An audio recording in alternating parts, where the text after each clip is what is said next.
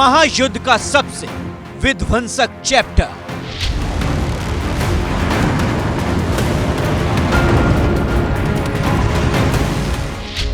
Iran का बारूद, धुआं धुआं इजराइल।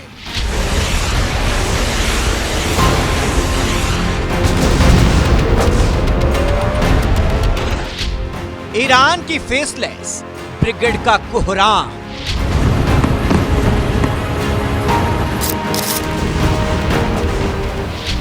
वॉर जोन की सबसे घातक खिलाड़ी।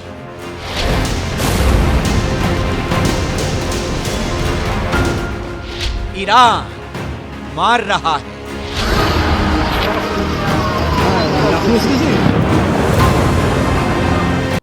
ईरान पर इजराइल और अमेरिका के हमले के बाद जिस महायुद्ध की शुरुआत हुई है उसके पूरे 35 दिन हो गए हैं। 35 दिन मतलब 840 घंटे। और इस अंतराल में हर रोज दुनिया ने देखा है तो सिर्फ विध्वंस। एक तरफ इजराइल और अमेरिका दोनों ईरान पर घातक वार कर रहे हैं, तो दूसरी तरफ ईरान भी इन्हें मजा चखा रहा है। और अब महाजंग से जो तस्वीरें सामने आई हैं उसे देखकर हर कोई यही कह रहा है, ईरान मार रहा है।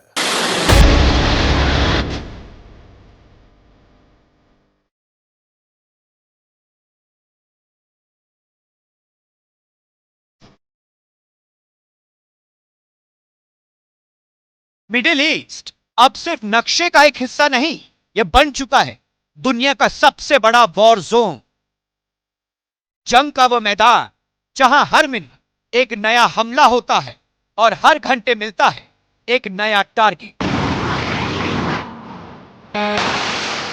ईरान, इजराइल और अमेरिका तीनों के बीच छिड़ी ये जंग अब आर पार की लड़ाई बन गई है। और इस लड़ाई में ईरान ने जो दावा किया है उसकी कहानी ने पूरी दुनिया में फैला दी है सनसनी। जंग के मैदान से आई ये वो तस्वीरें हैं जिसे दिखाकर ईरान ने अमेरिका की हवा टाइट कर दी है। ईरान का दावा है उसने जंग में अमेरिका का F-35 फाइटर जेट मार गिराया है। ईरान के मुताबिक जान बचाने के लिए F-35 फाइटर जेट का पायलट पैराशूट से कूदा, लेकिन जमीन पर उतरते ही उसे पकड़ लिया गया और अब वो ईरान का बंदी है। ईरान का यह दावा अगर सच है तो यह सुपर पावर कहे जाने वाले अमेरिका के लिए सबसे बड़ा झटका है। अमेरिका पूरी दुनिया में अपने जिस F-35 फाइटर जेट का ढोल पीटता रहता है, जिसके बारे में यह कहा जाता है कि यह लड़ाकू विमान किसी की नजर में नहीं आता, ईरान ने जंग के मैदान में उसे पीटकर अमेरिका के दावों की हवा निकाल दी है। ईरान पीट रहा है और अमेरिका बेबसी से सारा तमाशा देख रहा है। जंग के 35वें दिन ईरान ने आसमान में फाइटर जेट F-35 की कब्र खोद दी। यही नहीं, बदले के लिए बेचैन ईरान ने इजराइल के हाइफा शहर में भी ताबड़तोड़ हमला किया।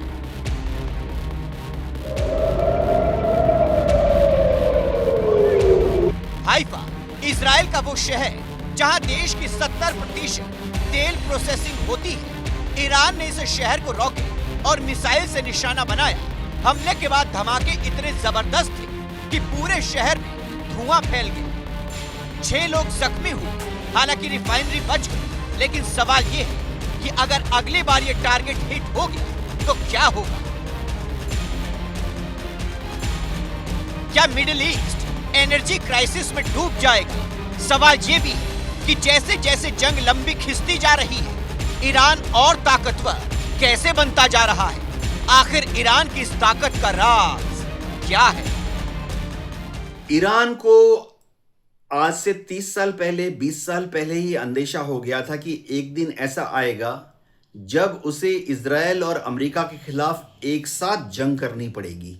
ऐसे में ईरान समझ गया कि अगर उसे अमेरिका और इजराइल से युद्ध लड़ना है तो बड़ी तादाद में ड्रोन, यूएवी और जमीन से जमीन पर मार करने वाली मिसाइलों का जखीरा बनाना है। ईरान को आइडिया था कि अमेरिकन सैटेलाइट्स हमेशा ईरान की मिसाइल को, उनके लॉन्चर्स को ढूंढ निकालेंगे और बमबारी करके उनको नष्ट कर देंगे।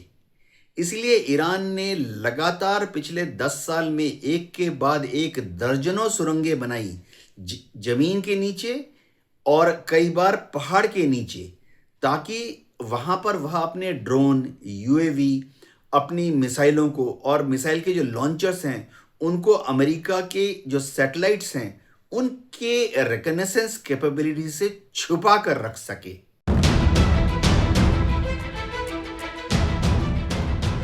अमेरिका का दावा है कि इस महाजंग में अपने हमले में उसने ईरान को खंडहर में तब्दील कर दिया, लेकिन दूसरी तरफ खुफिया रिपोर्ट्स कुछ और ही कहती हैं। ईरान के आधे मिसाइल लॉन्चर अब भी सुरक्षित हैं। हजारों ड्रोन्स में से करीब 50% अभी भी तैयार हैं। यानी जंग अभी खत्म नहीं हुई है, बल्कि असली खेल अभी बाकी है। इस बात का जो आकलन था वो ना अमेरिका ने ना सीआईए ने युद्ध शुरू होने के पहले किया था। अब डोनाल्ड ट्रंप परेशान हैं। उनको समझ नहीं आ रहा है कि ईरान की इन मिसाइलों को किस तरह से रोका जाए। 35 दिन के युद्ध के बाद अब पैट्रियट मिसाइलें भी खत्म हो गई हैं। आयरन डोम की जो इंटरसेप्टर मिसाइलें हैं वो भी खत्म हो गई हैं। तो अमेरिका को समझ नहीं आ रहा है कि इजराइल को और गल्फ कंट्रीज में जो अमेरिकन एसेट्स हैं उनको ईरान की मिसाइलों से किस तरह से डिफेंड किया जाए।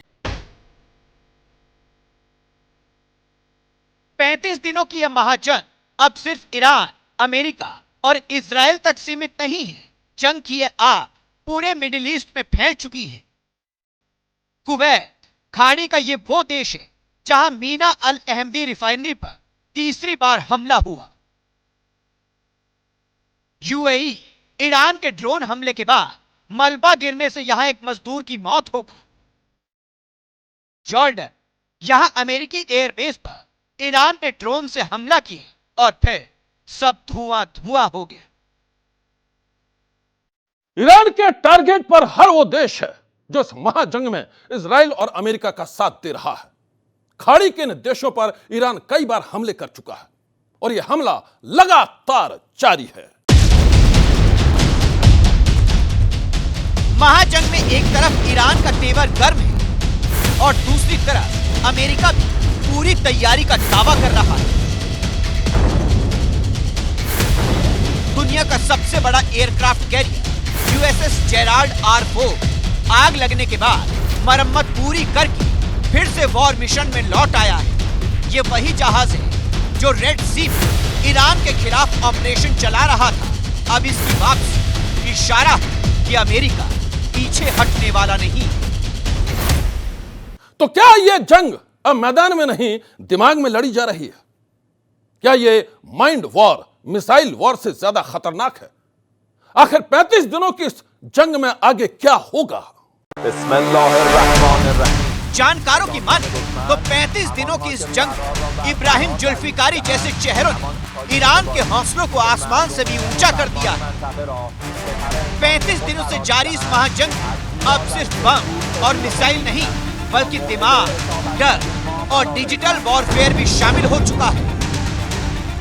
लाइसेंसी लड़ाकों की ये जंग हर दिन और खतरनाक होती जा रही है। ईरान के ताजा हमलों की तस्वीरें उसी की कहानी बयां कर रही है। ईरान अपने दुश्मनों को ढेर कर रहा है। कभी वो इजराइल पर ताबड़तोड़ मिसाइलें दागता है तो कभी सीधे अमेरिकी सेना के बेस को टारगेट करता है। ईरान के घातक हमलों के बाद अब अमेरिका बार बार शांति की बातें कर रहा है। तो क्या ये सुपर पावर की सरेंडर की तैयारी है? जब से ईरान ने स्ट्रेट ऑफ हार्मुज को बंद किया है अमेरिका थोड़ा सकपका गया है। अब डोनाल्ड ट्रंप को उनके आर्मी के जनरल्स ने और नेवी के एडमिरल्स ने और एयरफोर्स के टॉप कमांडर्स ने कह दिया है कि स्ट्रेट ऑफ हार्मुज को खोलना बहुत ही कठिन काम होगा। सैकड़ों की तादाद में कैजुअल्टी हो जाएगी। फिर डोनाल्ड ट्रंप ने इनको बोला कि खड़ग आइलैंड पर कब्जा कर लो। तो खड़ग आइलैंड पर कब्जा करने के लिए जो यूएस मरीन कोर के कमांडोज आए हैं 5000, वो अभी भी अरब सागर में फंसे हैं। तो अब डोनाल्ड ट्रंप जो हैं एक दलदल में फंस गए हैं। तो वो बार बार कह रहे हैं कि ईरान बातचीत करे, ईरान बातचीत करे। 35 दिनों से चल रही जंग में ईरान के कई शहर खंडहर बन चुके हैं। कई सैन्य अड्डे तबाह हो चुके हैं। फिर भी ईरान पूरी ताकत के साथ मैदान जंग में डटा हुआ है। ईरान की इस ताकत का नाम है IRGC। जी हां, IRGC यानी इस्लामिक रिवॉल्यूशनरी गार्ड कॉर्प्स, एक ऐसा सैन्य संगठन जो ईरान की आर्मी से भी ज्यादा ताकतवर और प्रभावशाली माना जाता है। अमेरिका और इजराइल के अटैक में टॉप कमांडर्स की मौत के बाद भी IRGC ने ही अमेरिका की नाक में दम कर रखा है।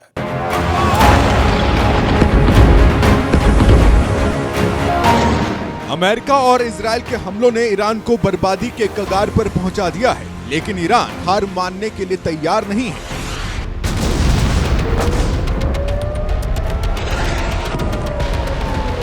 ईरान के तमाम शहर हर रोज दुश्मन की एयर स्ट्राइक झेल रहे हैं। उसके सैन्य ठिकाने और हथियार के कई अड्डे पूरी तरह नष्ट भी हो चुके हैं। अपनी बर्बादी का बदला लेने के लिए ईरान ने एक ऐसा खतरनाक चक्रव्यूह रचा है जिसने अमेरिका और इजराइल के पसीने छुड़ा रखे हैं।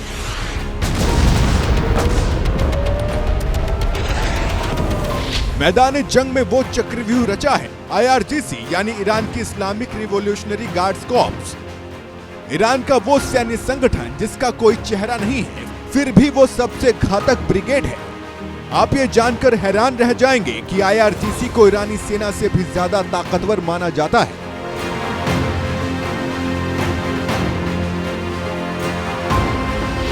नाइनटीन 1979 में जब रिवॉल्यूशन के बाद आयतुल्लाह खमानी पावर में आए, शाह ऑफ ईरान को ईरान छोड़कर भागना पड़ा। आयतुल्लाह खमानी को ऐसा लग रहा था कि ईरान की आर्मी जो कि शाह ऑफ ईरान ने खड़ी की थी, वो शायद आयतुल्लाह खमानी की लॉयल ना हो, यानी निष्ठावान ना निकले, यानी हो सकता है कि ईरान की आर्मी कभी बगावत कर दे। इसी डर से आयतुल्लाह खमानी ने 1979 में IRGC का गठन किया। उन्होंने अपने अलग अलग शहरों से, अलग अलग कस्बों से बेहतरीन जवानों को और अफसरों को सिलेक्ट किया, जिनकी पर्सनल लॉयल्टी यानी व्यक्तिगत निष्ठा आयतुल्लाह खमानी के प्रति थी, और उनको IRGC में तैनात किया। इसके साथ ही उन्होंने ऐसी व्यवस्था की कि IRGC जो है उसका सीधा command and control supreme leader Ayatollah Khamenei के पास हो। तो ईरान में आस्ते आस्ते IRGC बहुत ही पावरफुल संगठन बन गई। IRGC को ईरान के सुप्रीम लीडर की पर्सनल आर्मी कहा जाता है। इस आर्मी का काम होता है ईरान की सर्वोच्च सत्ता को दुश्मनों से महफूज रखना। फिर चाहे वो दुश्मन ईरान के अंदर छुपे हों या बाहर। ईरान की सत्ता के खिलाफ जब भी कोई साजिश रची जाती है तो IRGC उस साजिश को नाकाम कर देती है। सुप्रीम लीडर की सबसे ज्यादा भरोसेमंद होने की वजह से ईरान की तमाम नीतियों में उसका सीधा दखल होता है। IRGC के जो कमांडर्स हैं वो सीधा सुप्रीम लीडर को रिपोर्ट करते हैं, जबकि ईरान की आर्मी, नेवी, एयरफोर्स ईरान की जो नॉर्मल संसद है, जैसे कि प्राइम मिनिस्टर, प्रेसिडेंट, उनको रिपोर्ट करती हैं। आस्ते आस्ते IRGC ने दूसरे देशों में यानी ईरान के बाहर जो क्लैंडेस्टाइन हमले करने होते हैं, सीक्रेट आतंकवादी गुरिल्ला वारफेयर करना होता है, उसकी जिम्मेवारी भी IRGC ने अपने ऊपर ले ली। इसके साथ साथ IRGC के जो टॉप कमांडर हैं वह अब आस्ते आस्ते ईरान की विदेश नीति, डिफेंस पॉलिसीज को भी मोल्ड कर रहे हैं। IRGC का गठन साल 1979 में ईरानी क्रांति के बाद हुआ था। कहने को तो ये ईरानी सेना की एक यूनिट है, लेकिन असल में ईरान के सुप्रीम लीडर की हिफाजत करने वाली ये आर्मी ईरानी सेना से ज्यादा पावरफुल है। IRGC की इजाजत के बगैर ईरान का बड़े से बड़ा नेता भी सुप्रीम लीडर से मुलाकात नहीं कर पाता है। IRGC की इसी ताकत ने बरसों से अमेरिका की नींद उड़ा रखी है। अमेरिका ने इसे आतंकी संगठन घोषित कर रखा है। आरोप है कि IRGC के कमांडर अमेरिका के खिलाफ खतरनाक साजिशें रचते हैं और अमेरिकी नागरिकों पर हमले करवाते हैं।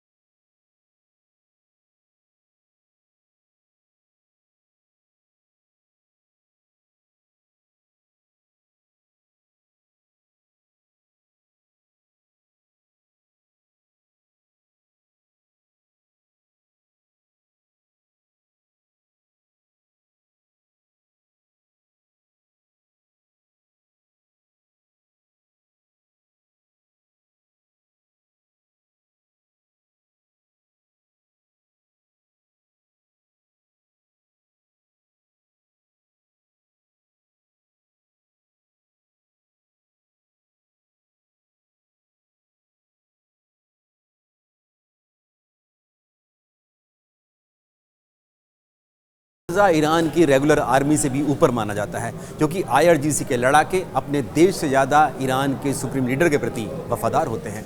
और इस संगठन को इसलिए खड़ा किया गया था ताकि ईरान के सुप्रीम लीडर के खिलाफ कोई विद्रोह करने की जुर्रत ना कर सके। और अगर कोई करने की कोशिश भी करता है, फिर चाहे वो ईरान की आर्मी ही क्यों ना हो, उसके शॉक को एब्जॉर्ब ये IRGC के लड़ाके अपने ऊपर ले लेते हैं।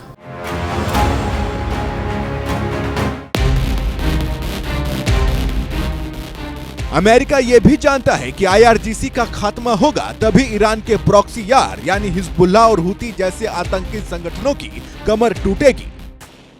IRGC के नियमित लड़ाके अपने सुप्रीम कमांडर की सुरक्षा की जिम्मेदारी तो संभालते ही हैं, जैसे इस वक्त जो ईरान के सुप्रीम लीडर हैं और घायल हैं मुस्तफा खामनी, उनकी सुरक्षा का घेरा जो है इन्हीं IRGC के लड़ाकों ने बनाया हुआ है। और यहाँ तक कि कहा जा रहा है कि ईरान के राष्ट्रपति पेजेश्कियान को भी मुस्तफा खामनी से मिलने की इजाज़त नहीं है।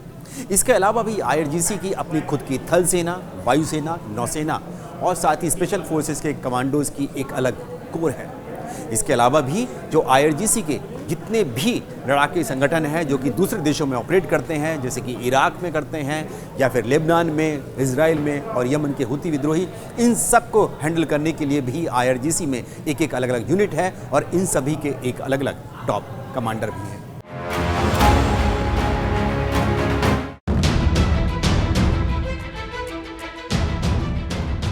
विशेषज्ञों की राय में ईरान का कोई भी नेता IRGC की मर्जी के बगैर सत्ता हासिल नहीं कर सकता है। सभी लीडर ये बात जानते हैं कि ईरान के भीतर और ईरान के बाहर IRGC की मदद के बगैर वो कोई भी फैसला नहीं ले सकते हैं।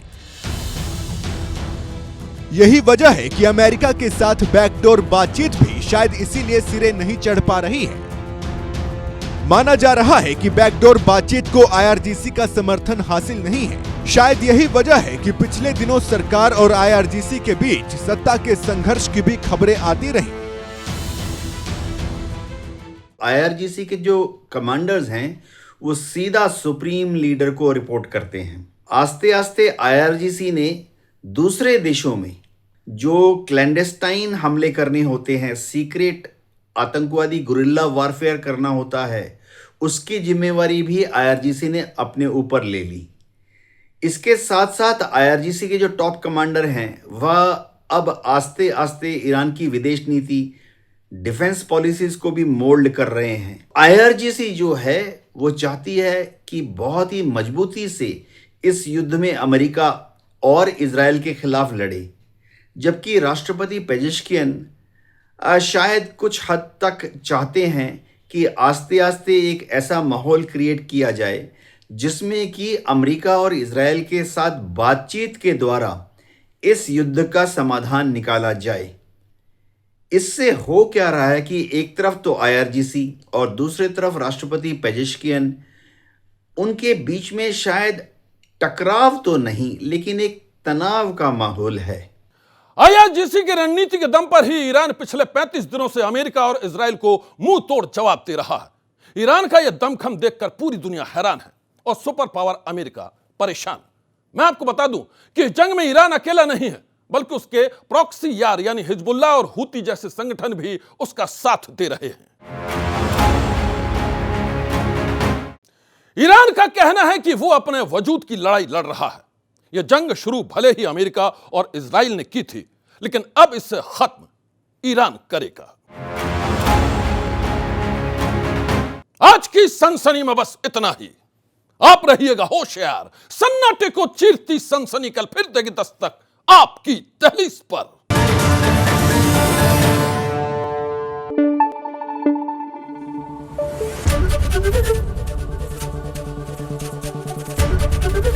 ABP न्यूज आपको रखे आगे।